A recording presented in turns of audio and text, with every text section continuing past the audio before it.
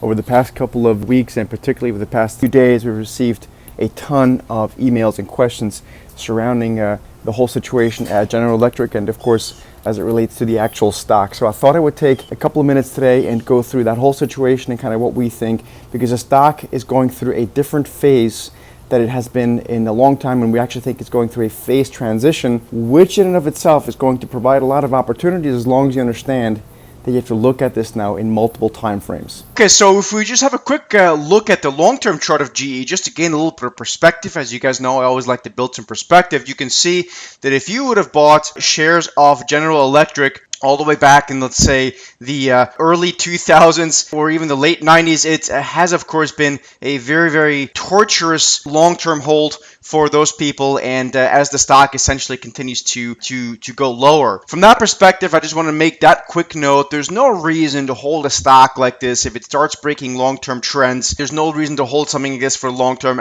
So many mutual funds, so many generally savers own this stock, and now, of course, with the dividend cut, that makes even less sense. But something like this, when it starts breaking major simple trend lines, I mean, you don't have to make it much more complicated than that, but then it's really time to get out. You can always get back in. In fact, I just did a workshop for some students and clients in West Palm Beach, Florida this past weekend, and we discussed, this drawing very simple trend lines can really save you a lot of money, and GE is exactly one of those examples as well. But that's a long-term picture. Let's kind of look into this a little bit more closely and understand what's happening here. So first of all, just if we draw one more line, and just so you know, you can see the trend break here doesn't look very good either. So from that perspective, the stock really kind of is stuck in a very lousy state here.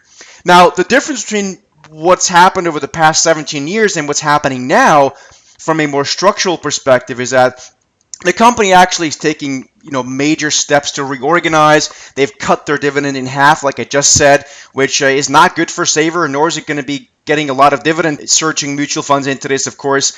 But it does bring the stock into different dynamics. So I think the stock now has been undergoing a phase transition, but I think it's now really going to start undergoing an even bigger phase transition.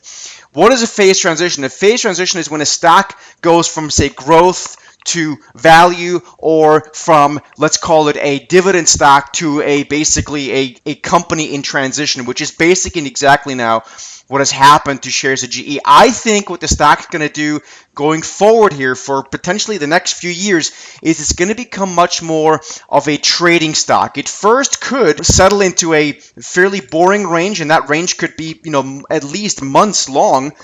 But I think there will be more trading opportunities now, because historically speaking, GE, because of its dividend, because of its, basically an old conglomerate, if you will, it hasn't really been one of those active stocks. I think that could change. It's not going to become a Netflix or something like that, but I do think the dynamics are changing.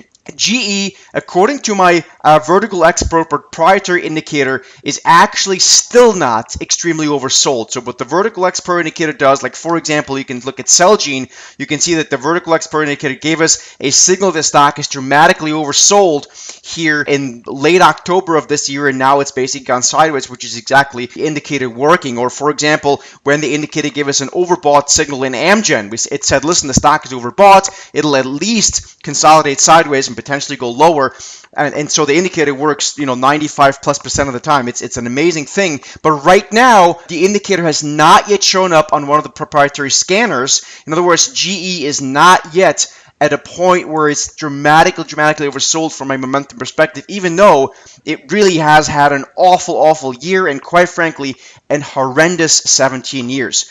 So I think it's not a good time right now to just blindly step in and buy the stock, unless you want to go in and say, listen, you want to put something to work here for the next, at least maybe say 10 years or so. But I don't think this is a buying opportunity. Companies going through transition. And again, even for the immediate term, the stock has not yet actually reached these extreme oversold readings. Take that into consideration and tread carefully here. The stock is going through a phase transition where most likely it's going to become somewhat more volatile and more of a trading stock. So the opportunity is more in the near to intermediate term here, as opposed to the long term, unless you want to go very long term, as far as I'm concerned. Hope this is helpful, folks, and I'll see you in the next video.